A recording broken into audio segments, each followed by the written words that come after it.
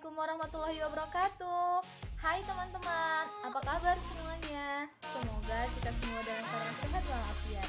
Perkenalkan, saya Yunita Dwi Oriza Borusaing dari Prodi Pendidikan Biologi 2021 kelas B Universitas Negeri Medan. Video ini sebagai tugas dari mata kuliah Filsafat Pendidikan dengan dosen pengampu Bu Imelda Primanun SPD NPD. Nah, di sini saya akan membahas tentang materi aliran filsafat pendidikan materialisme. Sebelum itu, jangan lupa subscribe, like, and komen-nya ya.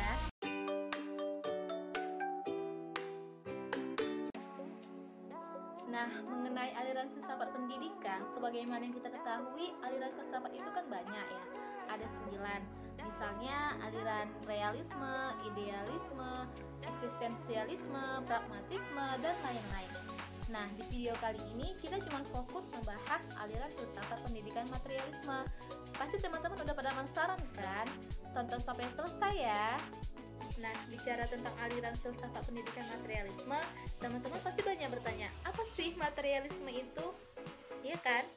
Nah, jadi materialisme itu terdiri dari kata materi dan isme, di mana materi itu dapat kita pahami sebagai bahan, benda, segala sesuatu yang tampak. Filsafat materialisme sendiri memandang bahwa materi itu terlebih dahulu ada, sedangkan ide atau pikiran timbul setelah melihat materi. Maka dapat kita simpulkan bahwa materialisme adalah paham dalam filsafat yang menyatakan bahwa hal yang dikatakan benar-benar ada merupakan materi. Contohnya, meja dan kursi itu objektif ada, maka kita akan berpikir bahwa itu meja dan kursi. Bisakah kita berpikir itu meja dan kursi sebelum bentuk meja dan kursi itu ada? Nah, tidak akan terpikirkan. Nah, maka seperti itulah contoh dari materialisme. Nah, pembahasan selanjutnya kita akan masuk tentang tokoh-tokoh aliran filsafat pendidikan materialisme, di mana tokoh-tokoh materialisme ini ada 4. Yang pertama, Demokritos. Demokritos merupakan pelopor pandangan materialisme klasik yang disebut juga sebagai otomisme. Nah, tokoh yang kedua itu ada Julien de la Métrie. Ia mengemukakan pemikirannya bahwa binatang dan manusia tidak ada bedanya karena mereka dianggap sebagai mesin. Buktinya, badan tanpa jiwa mungkin akan hidup, sedangkan jiwa tanpa badan tidak mungkin ada. Sedangkan tokoh yang ketiga itu ada Ludwig Feuerbach.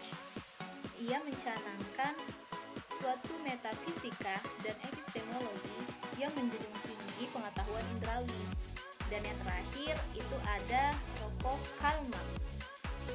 Sewaktu mahasiswa, ia terpengaruh oleh ajaran Hegel atau guru Feuerbach. Nah, dan ia mendapatkan gelar sebagai dokter dalam bidang filsafat.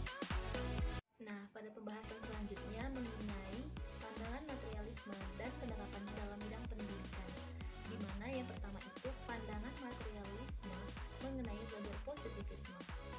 Materialisme dan positivisme pada dasarnya tidak menyusun konsep pendidikan secara eksplisit. Mengapa dikatakan positivisme? Karena mereka menganggap bahwa yang dapat dipelajari hanyalah berdasarkan fakta-fakta atau data-data yang nyata. Yang kedua, pandangan materialisme berdasarkan mengenai belajar behaviorisme. Behaviorisme yang berakar pada materialisme dan positivisme telah populer, yang menyusun konsep pendidikan, terutama pada proses belajar. Menurut behaviorisme, perilaku manusia merupakan hasil pembentukan melalui kondisi lingkungan. Nah, misalnya seperti anak yang tidak takut dengan kucing akan takut jika ditakut-takuti oleh temannya dengan kucing, sehingga dia menjadi takut dengan kucing kesayangannya. Nah, adapun implikasi aliran filsafat pendidikan materialisme seperti yang kita ketahui, ada tema, tujuan pendidikan, kurikulum, metode, susunan siswa, dan peranan guru. Nah, sekarang kita masuk ke pembahasan yang terakhir, yaitu kelebihan dan kekurangan dari aliran filsafat pendidikan materialisme.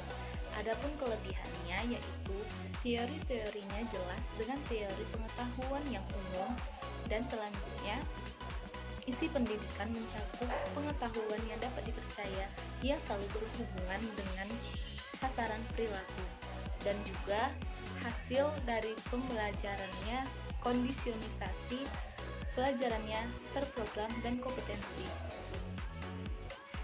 Adapun kelemahannya yaitu dalam dunia pendidikan aliran materialisme berpusat kepada guru, dan guru tidak memberikan kebebasan kepada peserta didik, sehingga bagi guru yang memiliki kekuasaan dalam merancang atau mengontrol dalam proses belajar peserta didik. Nah, gimana teman-teman? Udah paham belum tentang aliran materialisme? Saya berharap video ini sangat bermanfaat untuk diri saya sendiri dan untuk kita semua. Semoga teman-teman dapat memahami video saya. Mohon maaf atas segala kekurangan. Wassalamualaikum warahmatullahi wabarakatuh. See you next time.